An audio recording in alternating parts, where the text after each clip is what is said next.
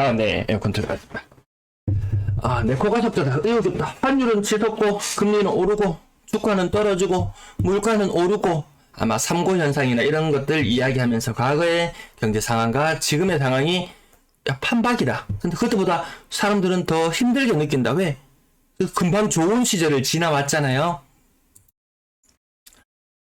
자, 집값 반토막 빠르게 제목만 훑어보고 지나갈게요. 관심 있으신 분들은 요 제목으로 검색해 보시면 아마 지난 뉴스들 보실 수 있을 것 같습니다. 세종시 많이 떨어져서 불났다. 규제 해제해달라. 빠르면 이번 이달 중으로 주정심이 열릴 것이다. 그럼 딴 지역이 규제를 풀어주면 대구처럼 효과 없잖아요. 2달 만에 끝났습니다. 2달 만에 그 규제 해제 효과가 끝났어요. 근데 사실 규제 해제를 안 했다면 거래량이 더 많이 줄어들었을 수도 있습니다. 그 부분까지 감안하면 단순히 7월 달에는 거래량 증가 20% 현상이 있었고요. 8월 달도 그 정도 현상. 그리고 9월로 끝났습니다. 2달 차너로 끝나버렸잖아요. 딴 지역들도 규제 해제되더라도 크게 달라짐이 없음을 느낄 것 같고요.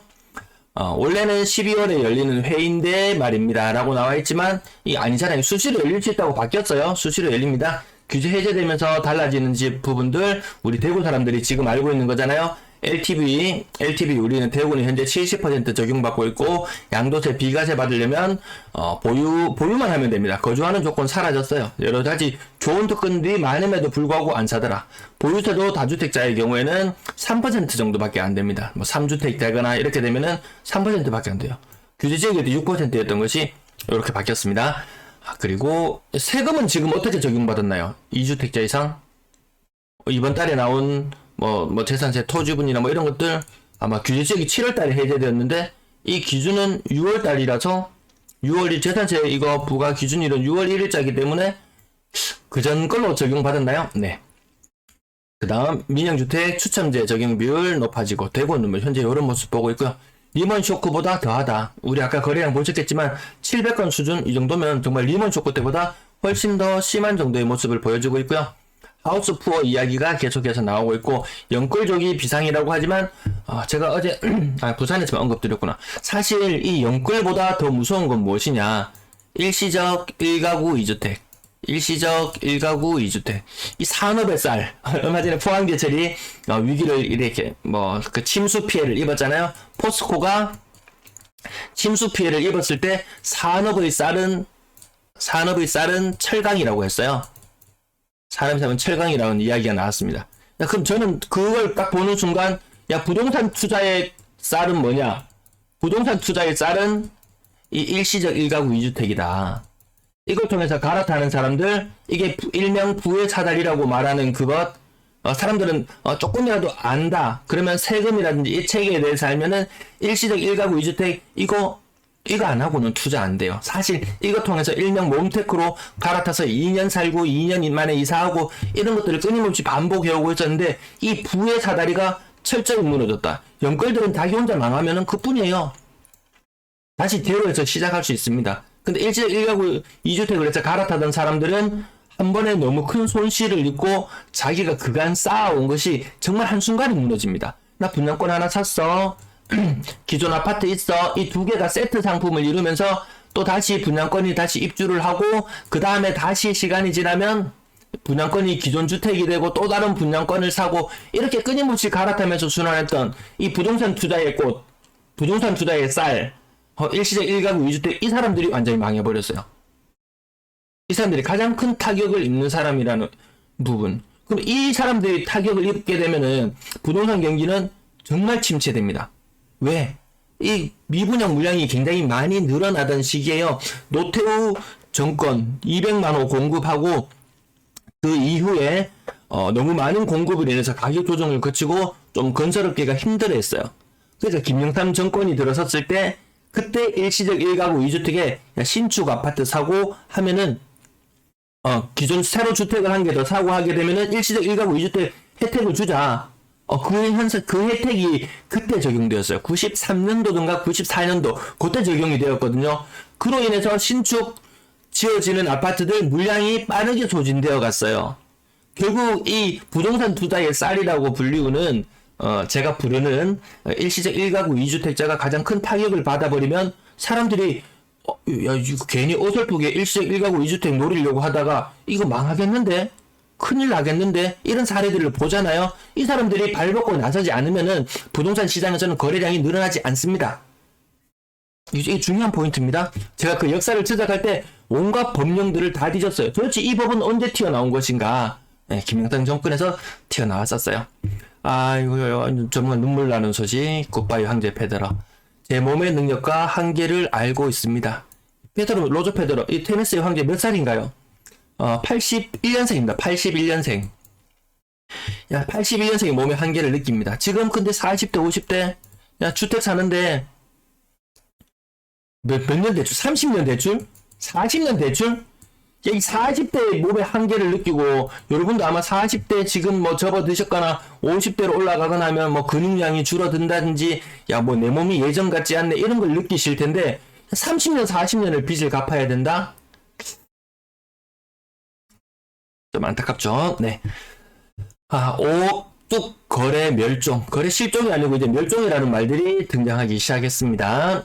연착륙이 중요한 이유, 이렇게 하면서 규제를 풀어라. 결국에는 모든 것들 연착륙이 중요하다고 말하면서 규제를 풀어라는 방향으로 나오는데, 규제를 푼다고 해서 연착륙을 하느냐? 그렇진 않았습니다. 가격이 급등할 때, 지난 정권에서 가격이 급등할 때, 야, 이거 부동산 경기 무너지면 큰일 난다. 규제 한 방에 세게 내놓으면 끝날 것을 야금야금 내놓다가 엄청 상승했죠. 계속 상승해서 올라갔습니다. 지금 이 규제 하나들이 아주 뼈 아픕니다.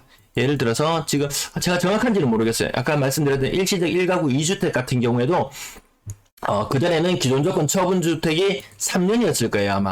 아마 1년 이후에 주택 구입, 2년 동안 뭐 보유, 3년 동안 뭐 1, 2, 3 법칙 뭐 이런 것까지 만들어서 막 달달 외울 정도로 그렇게 알고 있었을 거예요. 근데 이게 기존 주택 보유 기간이 3년이 아니고 뭐 2년인가?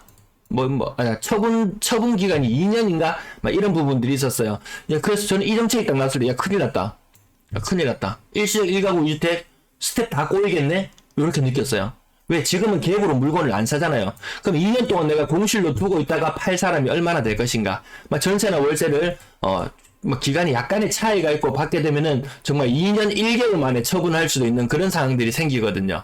지금 특히나 갭 투자에 아무도 지금 접근하지 않는 이런 분위기이기 때문에 일시적 1가구 2주택, 야, 그게 독약이었다. 그게 독약이었다. 이런 느낌이 듭니다. 서울도 전월세 매물이 넘치고 세입자를 못 구해서 잔금을 못 치른다. 이런 얘기들이 계속 나오고 있습니다. 뭐 입주 경기 실사지수 뭐 이런 것도 있습니다. 지난주 관심 있는 부분은 요거였어요. 출근은 하되 애쓰지 않기로 했다. 조용한 퇴직을 아시나요? 직장 생활을 하면서 뭐 월급 누팡 뭐 이런 이야기도 있고 여러 이야기가 있는데요. 어쨌든 조용한 퇴직이라고 해서 내가 회사에 가서 뭐 승진하기 위해서 뭘 성과를 이루기 위해서 성취를 이루기 위해서 누군가의 뭐 칭찬을 받기 위해서 죽어라고 일하는 그런 풍조가 좀 사라지고 있다. 나 열심히 살지 않을 거야. 근데 직장을 그만두지도 않을 거야. 그래서 조용조용 일만 하고 조용조용 다니자는 분위기. 왜 이런 것들이 생겨났을까 생각해 보니까 죽어라고 일해가지고 돈 버나 아파트나 이런 버블 시기가 한번 찾아왔을 때 자산을 뻥튀기 하나.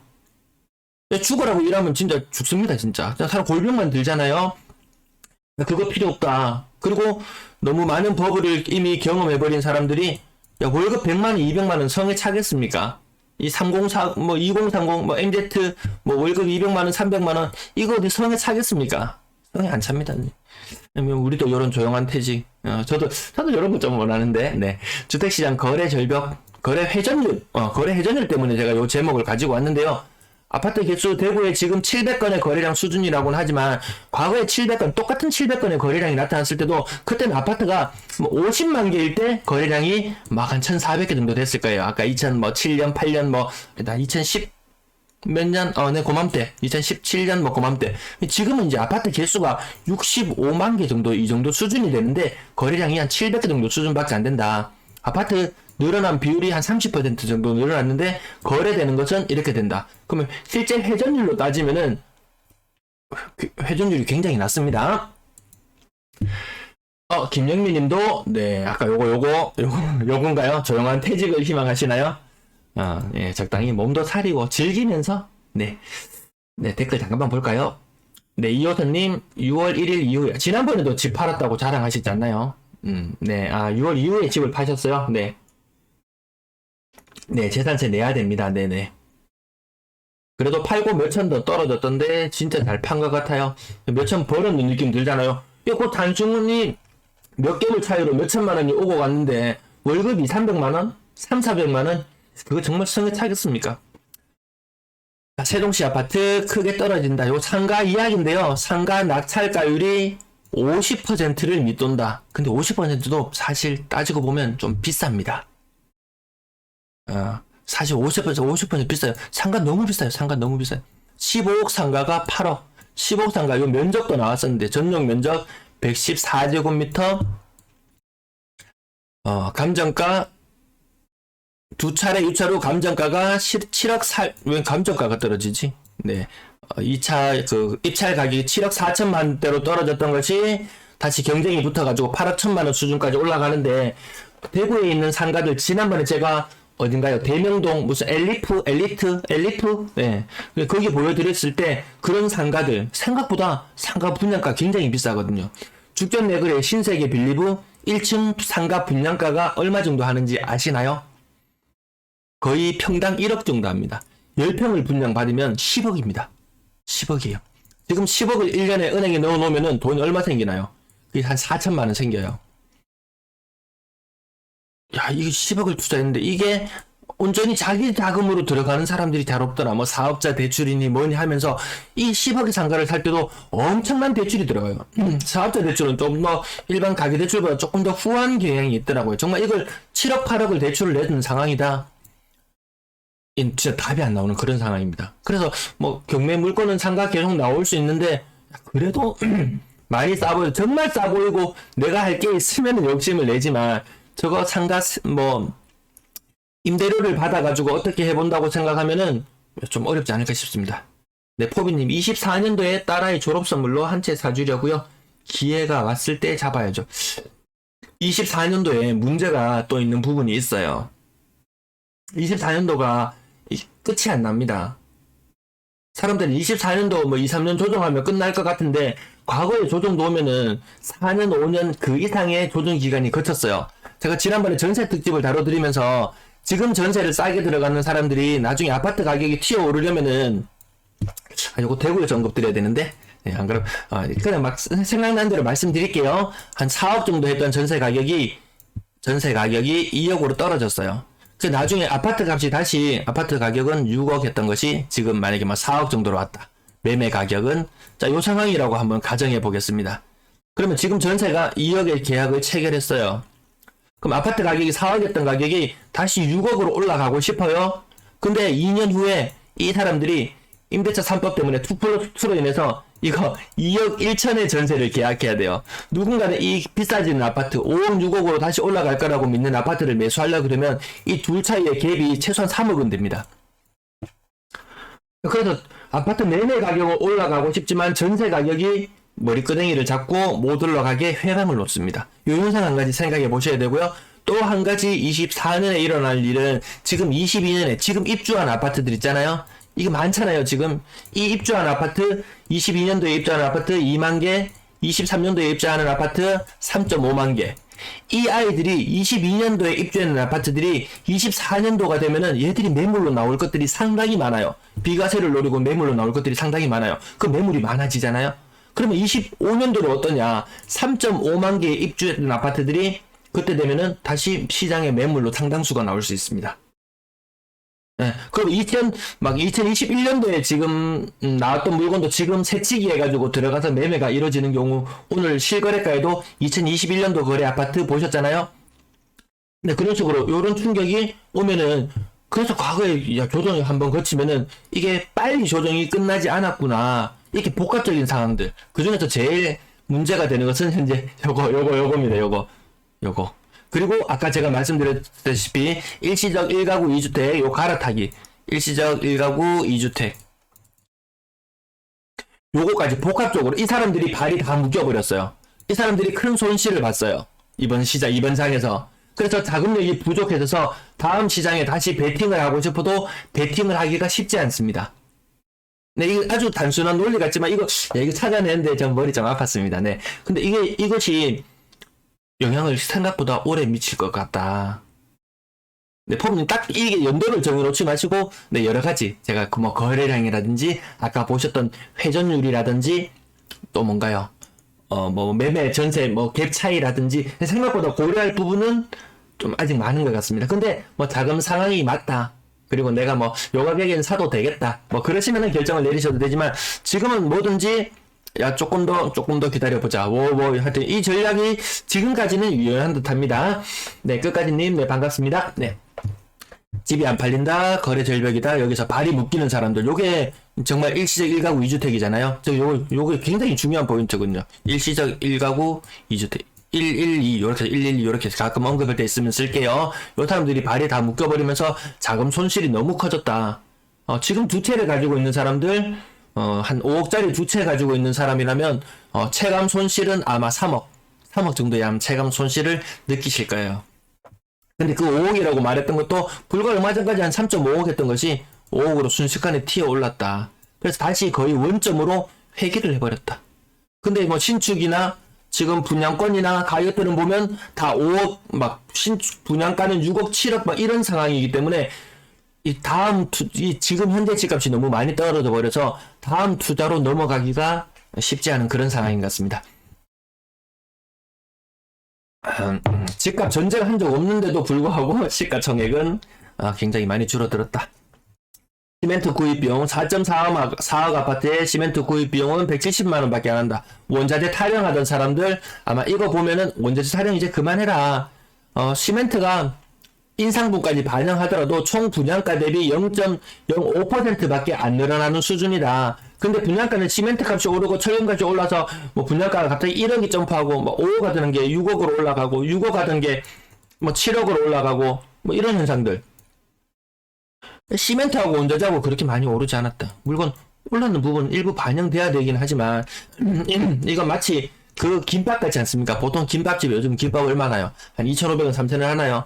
그 1,000원, 김밥 한 줄에 1,000원 하던 시절에 치즈 한 장, 그 원가 100원짜리 치즈 한 장 덧붙여가지고 이 치즈 김밥 그러면 이게 갑자기 막 한 2,000원으로 점프하는 것 마냥 야, 이렇게 장사하지 마라. 시멘트 비용 얼마, 전체 건설 비용에서 차지하는 게 얼마 된다고 거의 그런 느낌이잖아요. 이렇게. 김밥, 또, 우영우 김밥이 또 생각이 나네요. 자, 시멘트 가격이 그렇게 많은 부분을 차지하지 않는다. 한투기 세력 타깃이 될까 좀 우려스럽다. 지난번에 환율도 1,400원 넘었었어요. 살짝 넘고 찍어서 올라갔어요. 근데 뭐 통화 스와프 이야기가 나오면서 했는데 미국에서 지금 돈을 걷어들이고 있는 이 와중에 통화 스와프를 해준다는 말은 달러하고 원하고 이렇게 교환해주는 그런 의미. 어떻게 보면 달러를 더 풀어야 되는 상황. 긴축으로 가고 있는 상황에서 달러를 풀어주는 통화 스와프를 과연 할 것인가? 우리나라를 좀 해달라고 지난번에도 한번 쫄랐는데 이번에 또 뭐 UN 어디 가면은 또 한 번 더 쫄은다고 하는데 그 효과로 일시적으로 줄어들긴 했지만 어쨌든 이것도 좀 위험하구나. 환투기 세력이 공격할지도 모른다. 이런 부분들. 광주 지역, 울산 지역, 광주 지역, 제가 요 뉴스는 왜 가져왔냐면 광주가 거의 마지막까지 상승을 유지하고 버티던 지역 중에 하나였어요. 근데 광주도 근래에 많이 떨어지고 있습니다. 추석 지나도 반등 없다. 이제 전문가들이 이제 이야기하기 시작합니다. 이제 이미 분위기 다 꺾이고 나니까 전문가들이 가세합니다. 매매도 전세도 당분간 하락한다고. 이 전문가들이 항상 듣습니다. 보면은 저스틴 G님, 네 반갑습니다. 저게 뭔가요? 달러 스마일 시어리? 네. 네, 권영희님, 네, 반갑습니다. 네. 2년 전으로 수도권 집값 뚝 떨어졌지만, 2년 전으로, 야, 대구는 22 투더, 20 투더, 18 투더, 오늘 17까지 목격했는데, 훨씬 더 많이 오른 수도권 2020년으로 회귀했다? 아직 멀었습니다. 아직 갈 길이 아직 멀었다. 뭐 6억 떨어졌니, 7억 떨어졌니, 언론에서 이렇게 이야기 하잖아요. 굉장히 많이 떨어진 것처럼 이야기를 하잖아요. 근데 하락률이 채 20%가 되지 않습니다.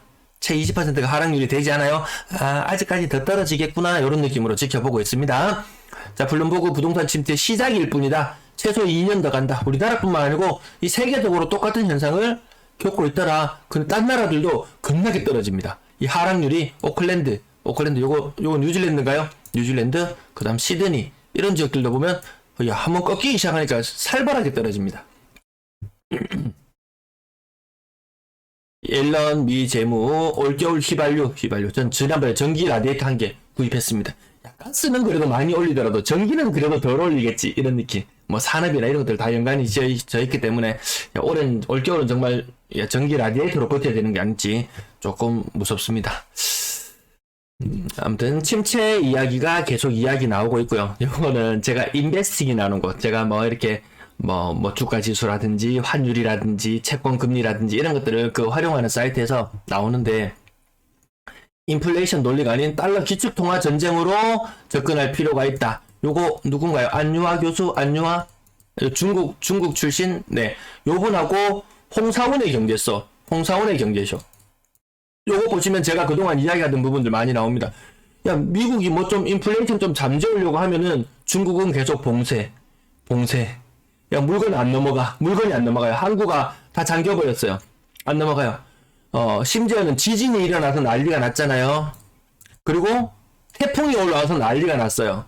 근데 이거보다 더 큰 난리가 뭔지 보니까 아직까지 제로 코로나 때문에 이 지진이 오고 막 사람이 죽어나가고 태풍이 오고 물난리가 나는 이 와중에도 코로나 막 검사하러 가고 격리하고 이런 뉴스들 접하면서 야, 미국의 물가 잡기는 쉽지 않겠다. 그에 대한 이야기를 안유아 교수가 이야기하는 것을 제가 어제 방송에서 한번 본 적이 있었습니다. 지금 달러 패권에 도전하는 시기, 뭐 이런 이야기들, 이런 약간 음모론 비슷하지만 나름의 좀 설득력은 있어 보인다, 이런 부분들이 있었고요.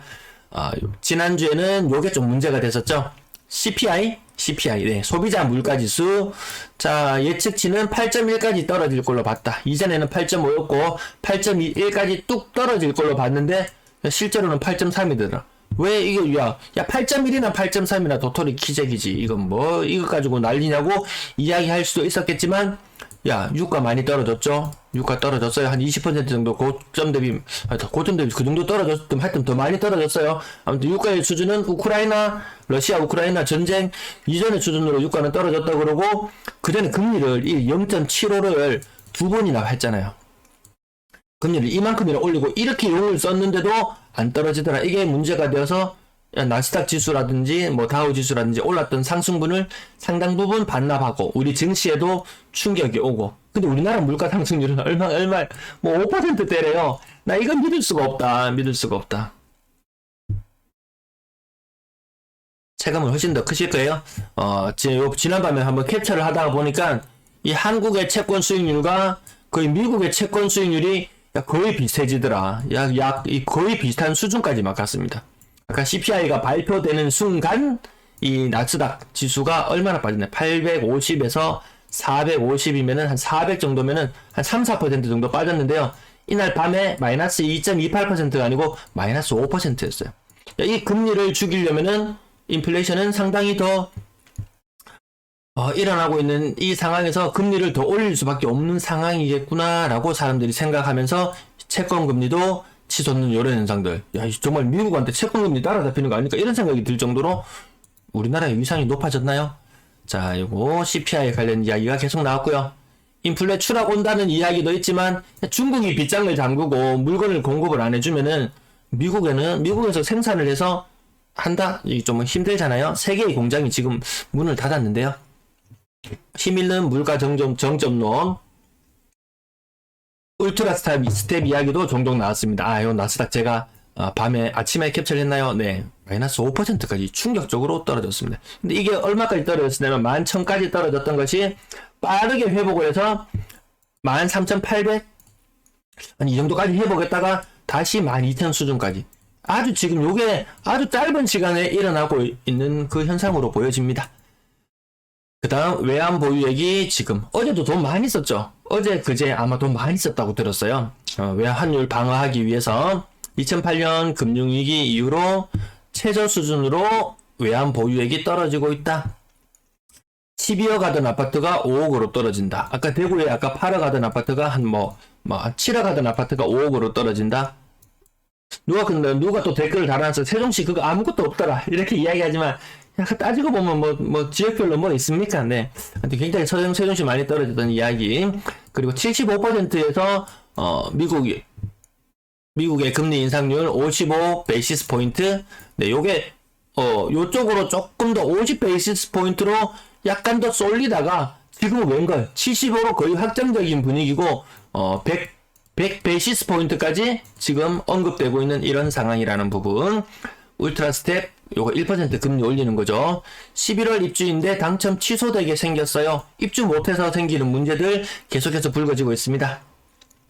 더 비비드. 다음 뉴스에서 가끔 가다 보면 더 비비드 이 정체는 뭔지 모르겠지만 가끔가다 부동산 뉴스를 좀 체계적으로 잘 다뤄놓더라고요. 역대급 가격이 하락이 나타나고 거래도 급감하고 당첨이 취소될지도 모를 정도 입주를 못하면 이런 상황 생기죠. 전세 입장 못 구해서 내 집 못 간다. 아파트 값도 떨어진다는 영끌 하우스 푸어 이야기 나오고 있고요. 아까 영끌보다 더 심각한 건 부동산 시장의 쌀이라고 불리우는 일시적 일각 의주택 그 부분 오늘 한 3번 정도 언급드리는 것 같네요. 야, 물타기 활동 높다. 많이 떨어졌다. 주가도 많이 떨어진다는 분위기. 야, 주식이 오르고 코인이 오르고 결국 이 돈이 다 어디로 간다고 했나요? 결국은 돌고 돌아서 부동산 시장으로 간다고 했는데 웬걸 부동산 시장으로 갈 수 있는 자금들이 많이 바닥을 보인다. 이런 의미로도 볼 수 있겠습니다. 낙폭이 커지는 인천. 지금 낙폭 탑은 인천이에요. 자, 주담대금리 7, 8% 갈 수 있다. 이렇게 이야기했는데요. 미국은 어디 뉴스인가요? 모기지 금리. 우리나라 주담대 같은 거죠. 6% 돌파. 뭐 이런 이야기가 나왔습니다. FOMC 1% 금리 인상 이야기도 있고요. 호가보다 4억 낮은데 아파트 경매 시장 글쎄 찬바람 분다고 하는데 호가보다 5억 4억 낮다. 이 물건 찾아가서 보면요. 결코 싸지 않았습니다. 비쌌습니다. 비쌌어요. 세분의 뉴스 안 봐도 우리 대구 시장에서 봤었잖아요. 한번 유찰되는 가격 그거 여전히 비쌉니다. 자, 이제 침체라는 이야기가 계속 나오고 있고 한국도 10월달 다음에 빅스텝 밟을지도 모르겠다. 네, 김도경님 반갑습니다. 어서 오세요. 저스틴 지님 옐런 예무부 장관 UC 버클리 교수 겸 전 FED 의장. 패드, FED. 네, 그걸 많이 봤죠. 허연 머리에. 그 옐런 많이 봤었습니다. 예전에. 다수한 선생님, 서울 21년 대비 22년 분양가가 200만원 떨어졌다네요. 분양가가 떨어졌다고요?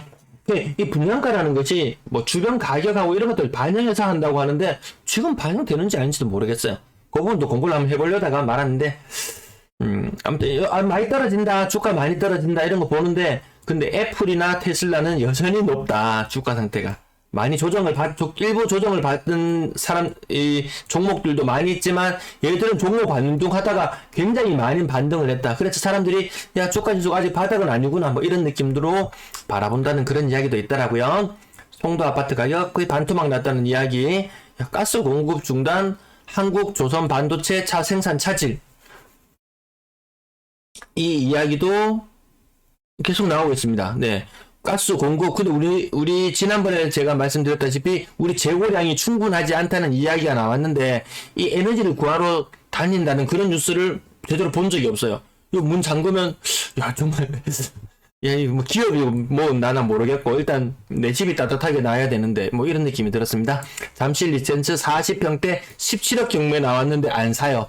근데 이 가격이 정말 한 15%, 20% 정도밖에 할인율이 적용 안 돼요. 이렇게 엄청 싼 것처럼 이야기하지만 할인율이 요거밖에 안 되더라. 사람들은 이제 더 낮은 가격을 바라보고 있더라.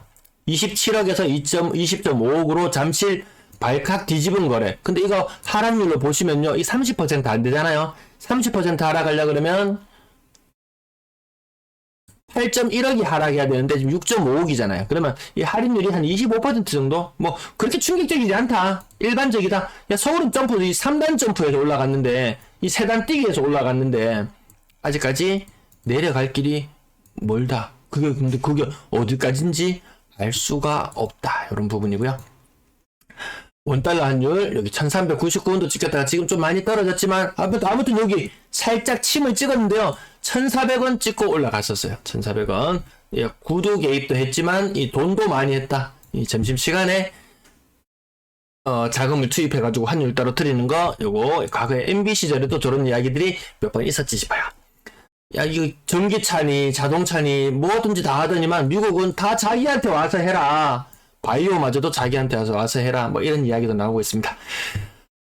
그 다음에 울트라 스텝에도 대위를 할 수 있어야 된다. 그래서 제가 지난번에 0.2% 우리나라 금리를 올렸을 때, 야, 이건 좀 심하다. 0.5 정도는 해줘야지. 그래도 좀 다음 대비가 되는데, 이게 같이 스텝을 맞춰서 못 나가게 되면, 경제 정책이 실패를 하게 되면, 정말 아르헨티나 뉴스 나오잖아요. 아르헨티나 1년 예금하면 얼마 주나요? 이자.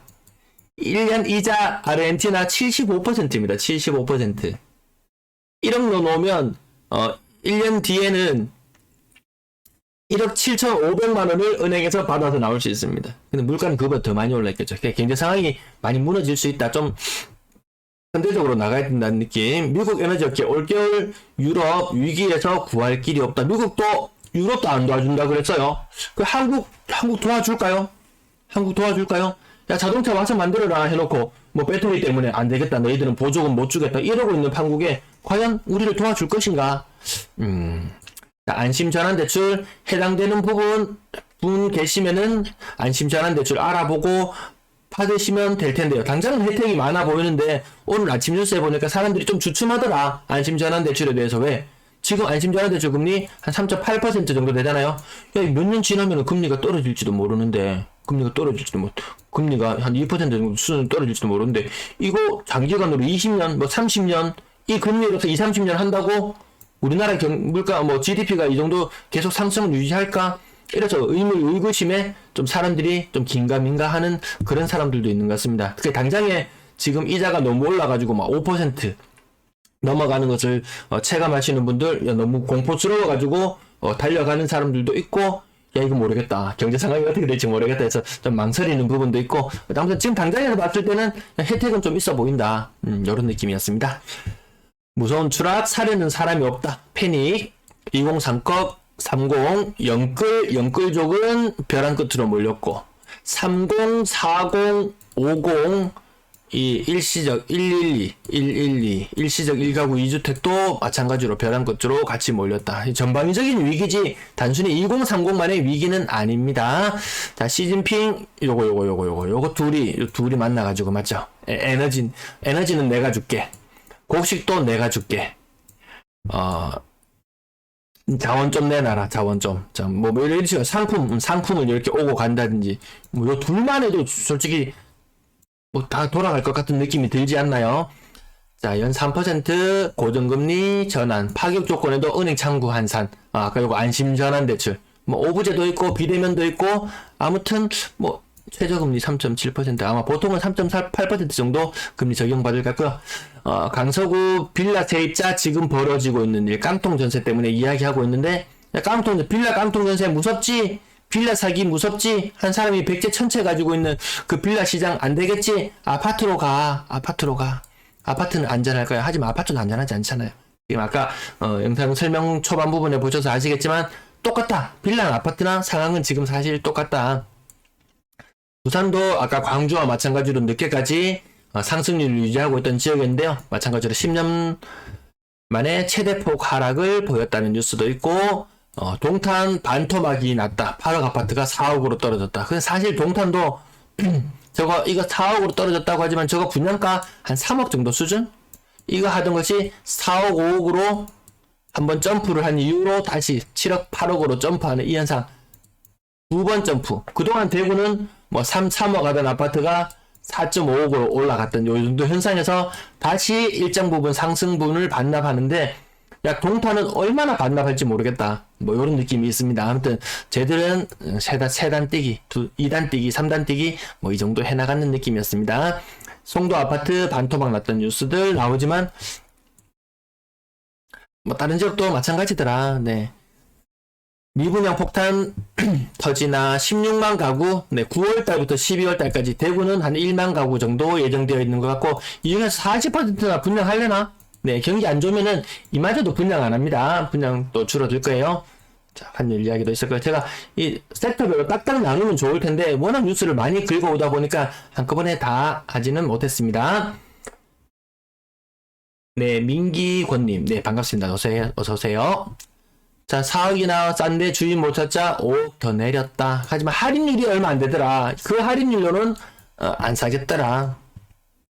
반값으로 할인되어 팔리는 세종시 아파트, 인천 아파트도 있는데 고작 20% 할인되는 것 별로 눈이 가지 않습니다. 중국 반도체 굴기 관련된 것도 야 이거 우리나라 진짜 이거 벼랑 끝에 선 느낌은 정말 이 기업들이 심정이 아닐까 싶습니다.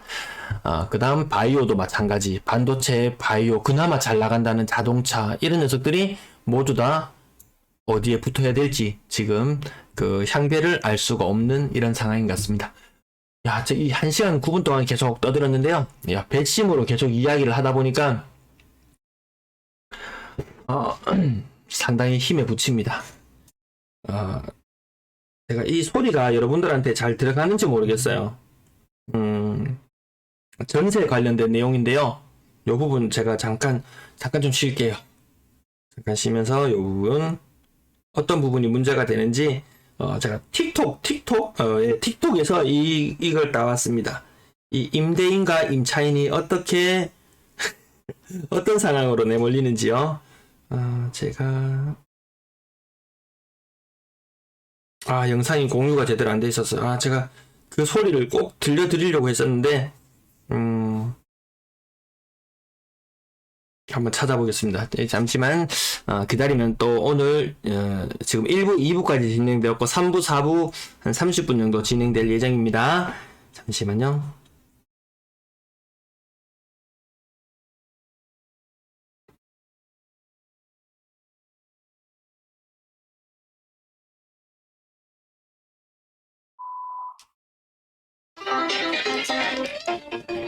소리 정상적으로 들리시나요? 네, 사장님 잘 지내세요? 301호예요. 예. 네네. 어떻게 됐어? 이제 나가는 걸로 이제 저희 확정했거든요. 근데, 그러니까 저희가 28일 만기잖아요. 그럼 28일 날 저희가 들어가는 집 쪽이랑 이사 날짜를 조율을 해야 되는데 거기 세입자한테 1월 28일 날 저희가 전세 보증금을 줄 수 있다고 이제 얘기를 하면 되는 거잖아요. 이봐. 네? 지금 오늘이 며칠이야? 어떤 거요? 오늘이 며칠이냐고. 12월 11일이죠? 12월 11일? 그래. 내가 자네한테 그 얘기한 지는 얼마나 됐지? 아니 지금 지금 저도 화내시는 거예요 지금? 설마? 아니, 화내는 게 아니라, 네. 내가 자네한테 얘기할 때 자네 그때 나한테 하면서 제가 12월 저 초까지 제가 한번 저 결정해서 말씀드리겠다고 말씀드리는 근데 거잖아요. 옆에서 얘기가 없으니까 우리는 자네 그냥 있는 줄 알고 그러고 있었지. 아니 그게 2개월 전까지만 말씀드리면 되는 건데 원래 원칙적으로는 근데 제가 더 빨리 말씀드리는 거잖아요 지금. 그래? 그럼 자, 맞아. 네. 이건 28일이지? 네네. 그러면은 12월 28일 날 얘기하면 한 달이지?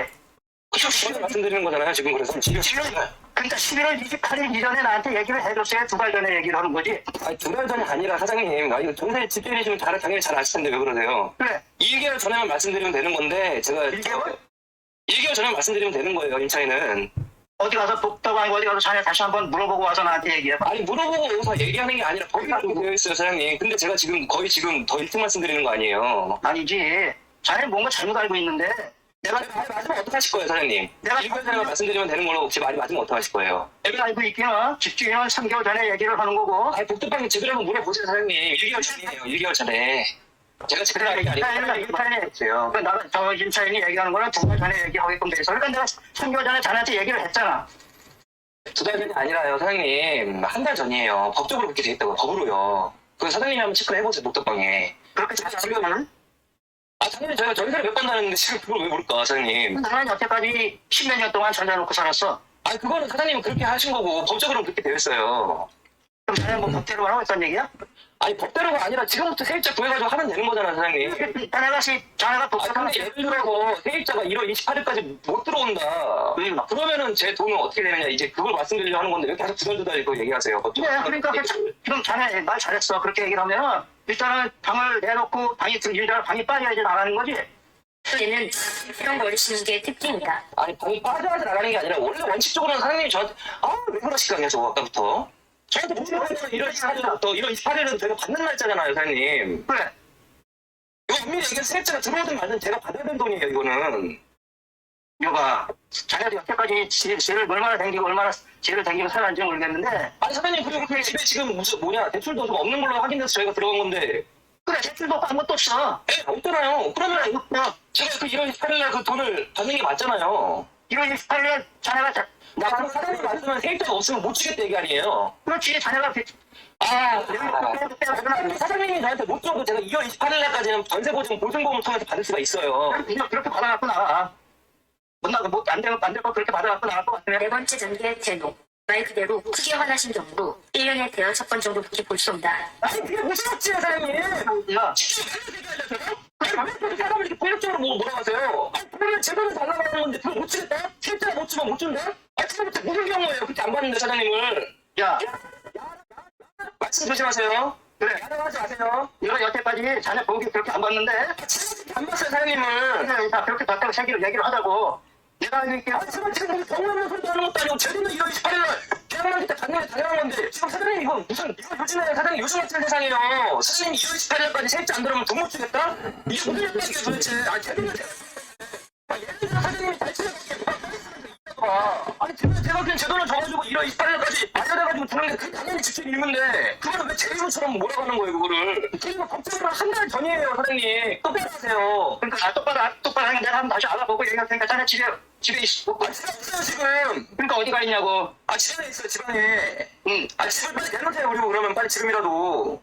국비 계약 만료돼서 나가는 거니까 이건 제가 내는 게 아니에요 정확히 말씀드리면은. 계약 제가 이전에 제가 나간다고 하면 제가 무는 게 맞아요. 근데 제가 지금 계약 만료가 돼서 나가는 거잖아요. 그래, 그거 다 알고 있는데. 알고 있어 이것도 우리 많이 제가 봐요 혹시나. 그러니까 그건 알고 있는데 내가 알고 있기는 2달 전에 다른 친구를 얘기를 해주는 걸로 알고 있었고 난 2달 전에 얘기를 해서 그러니까 자네 아니 만약에 사장님 하나 물어볼게요 아니라 2달 전이 아니고 한 달 전에 내 말이 맞다. 자, 만약 이 상태에서 세입자가 1월 28일까지 못 오면 어떻게 하실 거예요? 근데 이거 오늘이 며칠이냐고. 세입자가 없으면 못 주겠다 얘기 아니에요? 그렇지. 그렇게 받아갖고 나가. 못 오면 내가 대출을 해줄 수 있으면 해주는데 나도 지금 그 돈 받아갖고 내가 호주머니에 넣고 있는 돈도 아니잖아. 나도 지금 현재 그만큼 빼줄 돈이 없어. 이게 단지 대출고 뭐하고 그런 건 아닌데 내가 그 돈을 은행에다 집어넣고 있는 것도 아니고 당장 그걸 2월 28일까지 내놔라 그러면 내가 지금 해줄 만한 능력이 없다고. 그럼 나도 답을 내놔야 될 거 아니야. 일단 빨리 답을 더 일단 하시고 사장님이 지금 감정을 건드린 게 아니 1월 18일까지 세입자 못 나오면 돈 못 주지 이 양반아 이러면 제가 아니 지금 임차인으로서 그게 얼마나 제가 열받는 말이에요. 아 그건 뭔지 자네 뭐가 얘기하는 거 잘못된 거고 방은 그럼 일단 지금 내놓으셔야 돼요 일단은 빨리. 제가 지금 와이프가 이제 들어가요. 방은 내놓는데 자네는 그렇게 얘기하는 게 아니야. 알았지? 다음에 안 다치고 얘기하는 게 아닌데 말씀해보세요. 알았으니까 자네 얘기하자고. 그럼 나도 우선 급하니까 방을 우선 내놔야 되니까. 그러니까 저는 그러면 지금 이거 이사날짜를 그 다른 세입자랑 아니 내가 이거 어떻게 맞춰야 되는 거야 이거는 사장님 제가. 그러면 1월 28일날 제가 이거 집에 들어가야 되는데 그 사람들한테 그러면은 그러니까 자네가 예. 일방적으로 지금 하는 거 아니야. 일단은 아니 무슨 또 일방적이에요 사장님. 그거 지금 보세요. 아니 엄밀히 얘기해서 지금 거의 2달 전이에요. 12월 11일이니까. 일단은 사장님 그럼 제가 대처 방법 알려드릴게요. 일단은 집을 얼른 내놓으시고. 내가 안 되면 어떡할 거냐고. 내가 할 때까지 지금 안 나가면은 나는 보면 때도 그만에 여기를 줘야 될 거 아니야. 있죠 뭐. 나는 꼭 이를 받아 저기 지나가야 되니까 그때까지 난 나가야 되겠다. 그렇게 얘기하면 그건 잘못이다 이거야. 나는. 아니 왜 잘못이에요? 전세 만료돼서 나가는 건데. 아 왜 계속 법을 없는 이야기 하세요 사장님. 그럼 내가 서로 간에 그거만큼 협의를 할 수 있는 거 아니야. 협의 해줘야 되는 거 아니야 그거는. 아니 협의라고 하는 게 사장님이 말하는 게 뻔하잖아요. 세입자 오는 거 무조건 기다려야 되는데 그거 얘기하려고 하는 거 아니에요 지금. 알았으니까 일단은 방부터 내놓고 나서 얘기하자고. 아 그래요. 방부터 빨리 내놓으세요. 못 준다? 아 그럼 무슨 경우예요? 그렇게 안 받는데 사장님을. 네, 잘 들으셨나요? 이게 지금 이제 비일비재하게 일어날 수 있는 일이라는 거죠. 임대인과 임차인 관계를 계속 잘 유지하자고 말씀드렸던 지금 요즘 시절 같은 경우에는 3개월 정도 늦은 감이 있어요. 정말 한 6개월 전에는 이미 이야기가 좀 오고 가야 된다. 그 정도로 지금 물건이 잘 안 빠져나가고 있습니다. 전세 세입자도 공짜 심리가 있었으니 마음고생하는 거임. 전세제도 없애야 된다고 이야기하는데 800조 돈이 어디서 하늘에서 뚝 떨어져야지 전세제도가 없어질 텐데 이 800조 돈 안 생기거든요. 이게 이 전세제도가 집값이 올라가는데 발목을 잡고 있을 거지만 불편한 동거는 계속 될 수밖에 없는 그런 상황인 것 같습니다. 네, 김영민님 말씀하시는 것처럼 정말 3개월 전에 이야기하는 게 서로 좋을 것 같은데, 이 3개월 전에 이야기하고 싶어도 이 임차인 같은 경우에 임차인이 살다가 보면 임대인에게 뭐 요구할 사항이 생깁니다. 예를 들어서 뭐 도어락이 고장났다. 아니 뭐 LED 등이 안 된다. LED 등이 이거 솔직히 얼마나 하잖아요. 뭐 진짜 싼 거 한 2, 3만원? 뭐 3, 4만원만 해도 뭐 좋은 거 제법 괜찮은 거 삽니다. 근데 이거 한 개 고장났다 그랬는데, 야 그거 옛날에 전등 갈 때는 그거 임차인이 다 갈았는데, 야, 그 LED 등은 이 고정된 기구니까 그냥 누가 갈아야 되냐 하면 이 꼴랑 몇만 원 안 되는 걸로 이 분쟁이 오고 가다가 서로 기분이 당하면은 임차인이 니 한번 두고 봐라 하고 이를 갈고 있다가 정말 3개월 전에 이야기하는 게 아니고 정말 법적으로 1개월 전에 딱 돼가지고 1개월 하루 전에 이야기를 딱 한다든지 이렇게 돼버리면 이 임대인이 아주 곤란을 겪게 됩니다. 아주 곤란한 상황을 겪게 돼요. 그래서 관계를 잘 유지하시라. 근데 요즘에 관계는 단순히 요런 관계를 뛰어넘어서 돈이 잘 오고 가야 된다는 부분에 대해서도 계속 말씀을 드리고 있었습니다.